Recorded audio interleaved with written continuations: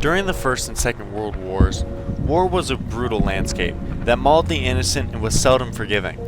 Despite these harsh realities, however, it comes as a surprise just how large of a role art had come to not only instill fear amongst these soldiers, but to motivate these men and in some cases help to keep them safe from enemy detection. So, what might be the context for different art and camouflage patterns used during wartime?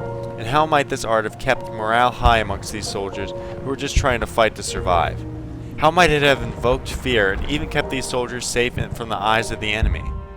Hi everyone, my name is Kyle Hegeman, and today we're actually at the Webb Military Museum. We've been kindly given the opportunity to look at and review some of the original pieces that they actually have on display here at the museum. Now, although camouflage had been around for some time, the Great War in Europe saw little to no camouflage that was issued by any nation. Rather, the idea of camouflage was being utilized through decoys, such as fake trees and even dead horses. However, the French and Germans quickly did realize that they could paint patterns onto their new tanks and planes to better conceal themselves from enemy fire.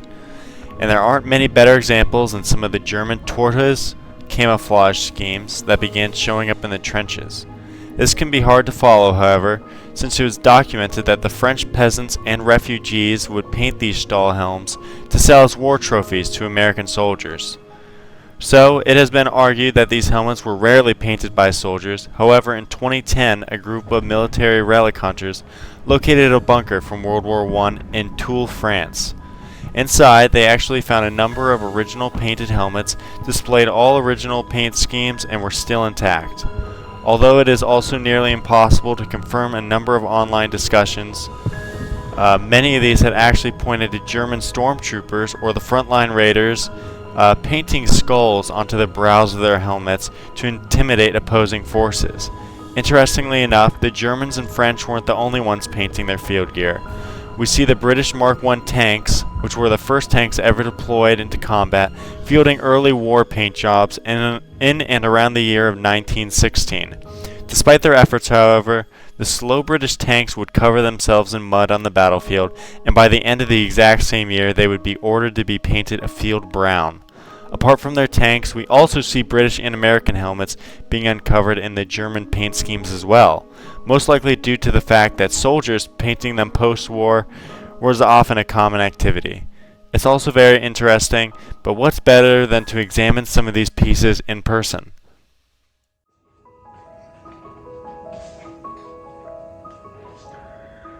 So the first helmet that I'd actually like to talk about is this beautiful piece right here. This is the museum's,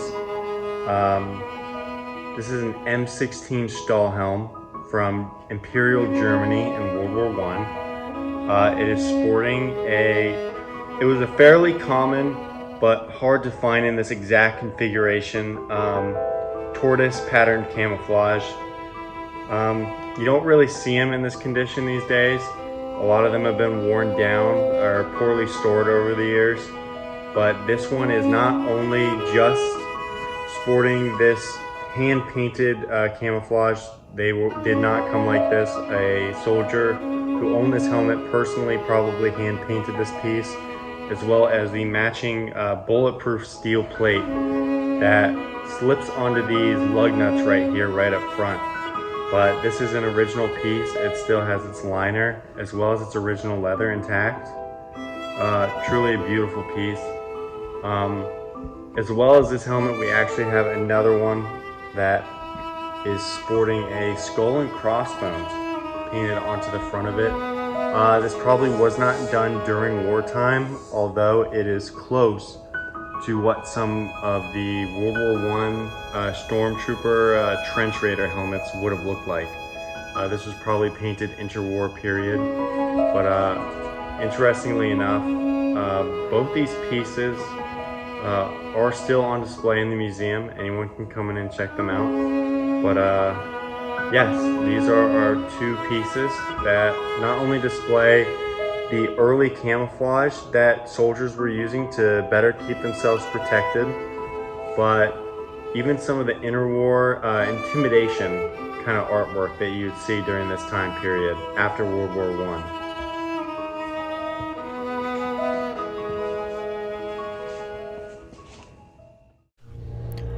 Following the interwar period and into the Second World War, fighting in Europe had evolved from trench warfare and into mobile fighting forces that utilized armored vehicles and infantry capturing positions. Despite this, our European uniforms would remain uncamouflaged, and some of the only notable camouflage to be fielded was being used by Hitler's SS forces. This was something the Americans would quickly learn from and distinguish German units with. Despite this, however, soldiers were not only making their own makeshift camouflage, but actively using it in the Pacific theater. A great example being the frog skin used by US Marines while island hopping. Alright, so right here, I have a great display, or at least a somewhat beaten up display of an M1 American helmet. Now, this was fielded during World War II, and we actually did use them later on, like Vietnam, as we'll get to in a little bit. But at that time, the Americans and the Germans in Europe didn't really mess with camouflage too much. Uniforms and helmets alike were painted this olive green color. But if we look at some of the other helmets, such as the Pacific Theater M1, which I actually have one right here, the US Marines in the Pacific actually use this camouflage right here. This is called frog skin. It was only really fielded in the Pacific because, funny enough, when this was put in Europe, as we'll get to in a moment, over here I have a German helmet. A lot of American troops did not know that we were fielding camouflage, and it resulted in a couple friendly fire incidents with US troops, and we stopped using it and just returned to using our olive paint jobs. But apart from that, in the European theater, we did use one type of camouflage, and it wasn't ever really put on helmets. It was this camouflage right here, which is actually not a helmet cover camouflage, but this is actually parachute. We'll see a lot of times during this period, instead of soldiers hand painting camouflage, the military would issue them helmet covers, just like the one I just showed you from the Pacific Theater. But this one isn't a helmet cover. This was actually taken off of a parachute, which is one of the few instances of camouflage that you'll see in Europe. You'll see American and German troops using this. Over here, the Germans were honestly just like the Americans, with liking to keep their soldiers wearing drab colors. It was just what worked best. But you'll see actually a lot of German SS uniforms are camouflaged. Interestingly about these camouflages is that these are actually reversible. So if I flip this inside out, it would be more of a autumn color. I'd love to do it with this one because underneath it does still have its original interchangeable color. I actually might do it here in a second. But this was kind of a new technology at the time, that you could have two camouflages in one. We actually see it with the Pacific Theater helmet as well. The frog skin is also interchangeable. You can swip it from this foliage color actually into a beach color for when you were charging up a beachhead. But I won't reverse the American one just because it's so hard to do. But for the German SS helmet, it actually has these clips here on the side. Now when you undo these clips, you will see actually that these helmets had these special covers, and you could flip them inside out and put it back onto your helmet in case the scenery was a little bit different than normal. So this isn't original, so I'm going to have to be extremely careful with it. There's a battered and beaten German World War II helmet. But yeah, we have this outside green foliage color, and when you flip it inside out, you actually see this cool autumn color right here.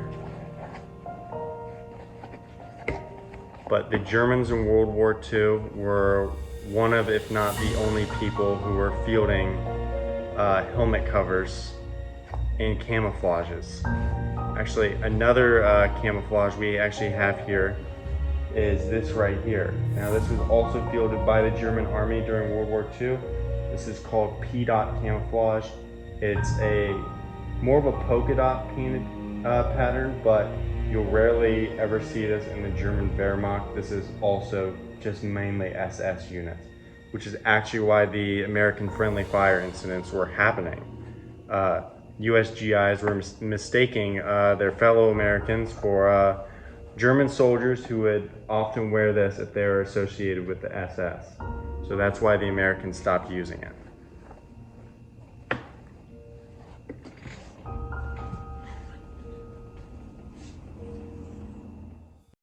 World War II was also a big time that we will see American soldiers painting nose art onto their airplanes. Although nose art was restricted by the US Navy, you will see many American bomber and fighter groups painting pretty women and cartoons onto the sides of their aircraft. This helped to keep the spirits high and keep the soldiers cheerful while they were away from home and fighting. Alrighty, so this is another piece that we actually have displayed at the museum. It's a little bit fragile, so I didn't want to take it out of its case to show you all at the table. But this is a U.S. flight and bomber jacket from World War II, labeled Sweet 17G, with a lovely painted on pinup girl, as well as a bomb marker for every single successful mission that the Sweet 17G went on.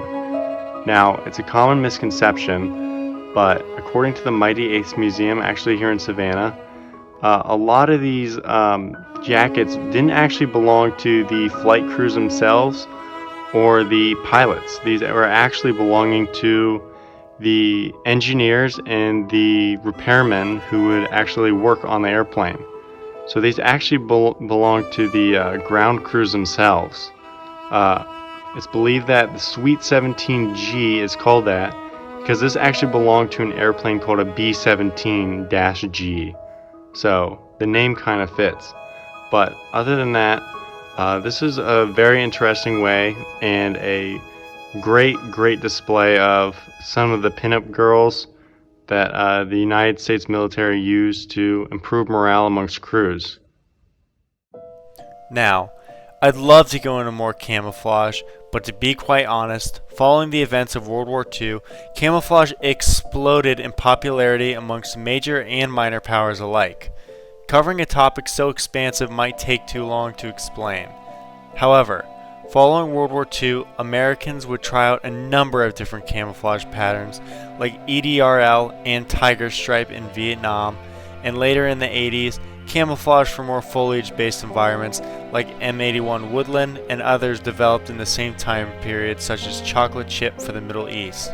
Then, finally in 2002, a camouflage called multicam would be developed and issued in 2004.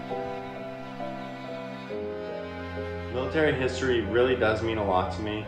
I've been studying this stuff ever since I was in grade school, and I've always loved it. A lot of people, though, like to tend to focus on the battles themselves rather on the actual soldiers. Now, when it comes down to terms of discovery, I wouldn't really call it a discovery, but more of a newfound understanding and a respect for this stuff, really. I've gotten to see not only how this camouflage has started, or how the art has started, but actually gotten to really see and experience how far it's really come since the early 20th century.